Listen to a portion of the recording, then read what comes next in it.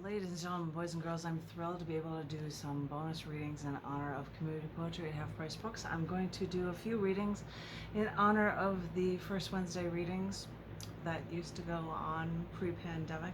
I thought I would start by reading a few sciencey poems from the most recent issue collection book from Down the Dirt magazine. This is The Final Frontier. The Final Frontier. I want to sing it. I don't know why.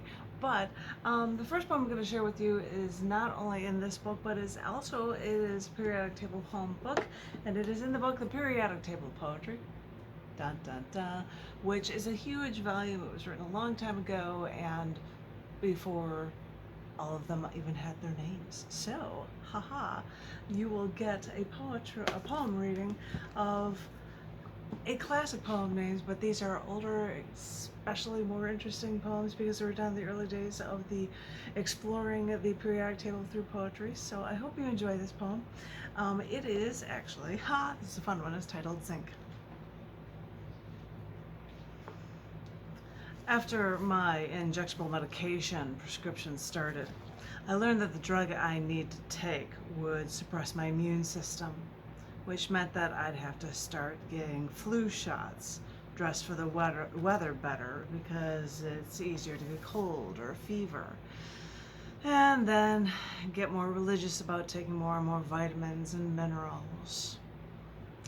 Time to OD on vitamin C, take some D when the sun's not out, get your daily B, E, iron, calcium, and zinc. It's funny. I see zinc throat lozenges for when people get sick to try to speed the recovery, but I figured I should hedge my bet and take the supplement every day. Then I told my sister I started taking zinc after the injectable medication regimen began. She was stunned. You can take that much? I can't take that much zinc like that daily. But the thing is, zinc is in nearly 100 enzymes needed for plant and animal life. So whether or not you think the idea of eating this metal is good for you or not, it apparently is needed. And if it'll help me stay healthy, I'll make a point to somehow consume my own fair share. Besides, when cold season comes annually, I see more and more advertisements for zinc lozenges and over-the-counter medications because zinc will help stop any infections so that people can get on with their lives again.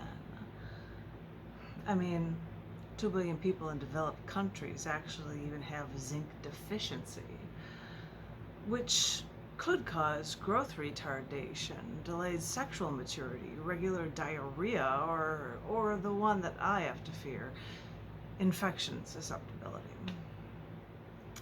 So I just have to keep in mind the ways that zinc is needed in the body, being the 4th most common element behind iron, aluminum, and copper. It's easy to want to consume zinc because you think it's entirely for your own good. But even though zinc as an element is hard and brittle, too much zinc can actually sap the copper from our bodies because we apparently need a lot of metal elements in our body to keep us strong and make us work right.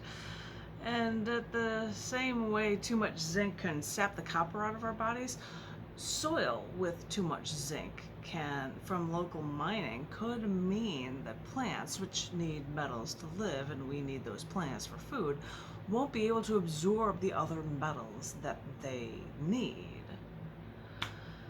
And since it was discovered in the 1700s, alchemists used to burn zinc from the air to get what they called white snow, or philosopher's wool, because it collected in puffs. Philosopher's wool. Not half bad sounding. Maybe I can wax philosophical about how zinc, this philosopher's wool, can protect my immune system and help me grapple with the philosophical questions of life. But really, after the Germans discovered zinc in the 1700s, they started using it as a plating for steel, and we have later found that zinc is a great anti-corrosive agent because it's more reactive than iron or steel. Zinc was used throughout history also in brass, but thinking of those nearly 100 enzymes used for plant and animal life that use zinc, it made me think that of all those compounds and ions zinc is now used for, zinc gluconate is that dietary supplement. Zinc chloride is added to lumber as a fire retardant.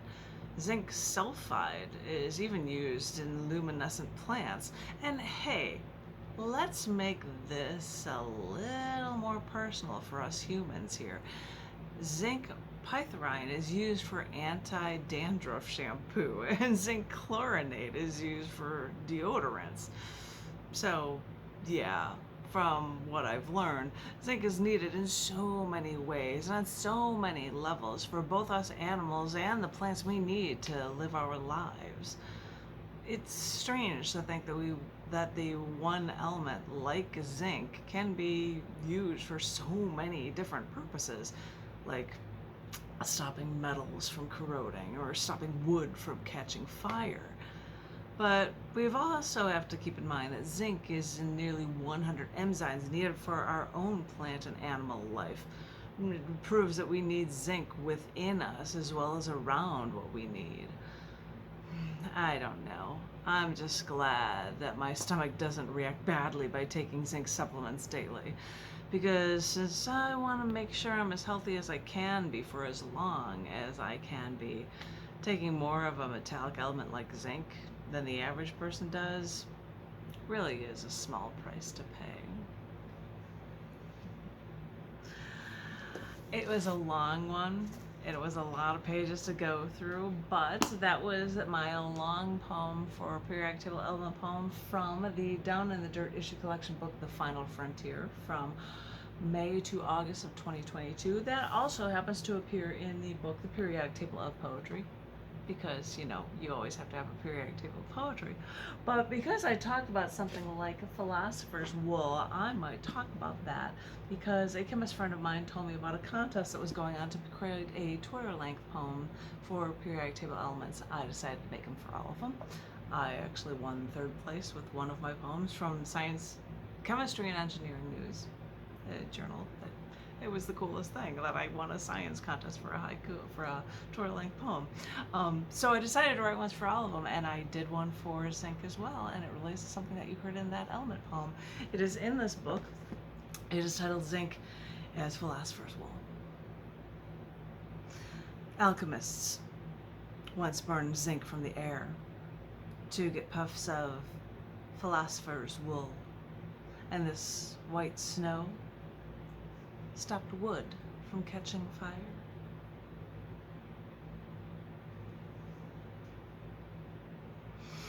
The cool thing about doing periodic table poems that are Twitter length is sometimes I will have an image that goes with them as well, and I'm going to show you the image for the next one, the last poem I'm going to read for you. It appears in both the Twitterverse periodic table poetry book and the Down in the Dirt issue collection book, The Final Frontier. However, they're in black and white, so I'll try to show you a color version on a monitor. I'll see if I can pull that off before the end of this reading for you guys. But this is one more Twitter-length, Twitterverse periodic table poem, and it's for fermium. What? For fermium. Get a load of that. This is fermium. Bad and good? Named for the maker of the first nuclear reactor.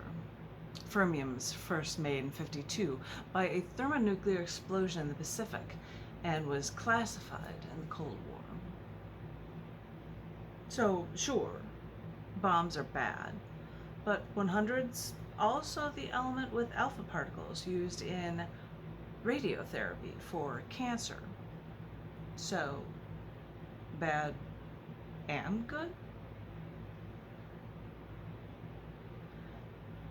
And for that, I've got it on a monitor. It's not the same as in the book, but you're already seeing it in color. Haha, instant color. And there's a cool nuclear explosion because, that could be bad, but it could actually help us with cancer, which might not be bad either. So, if you'd like to see that online, you can look for that poem online, and it was listed as a Instagram, Twitter, Tumblr, Facebook image, so You can check that out there. But you can also check them out in the book if you grab a copy of Twitterverse Periodic Table Poetry or the Down in the Dirt issue collection book from the middle of 2022 titled The Final Frontier, with a James Webb telescope cover, which is just the coolest cover.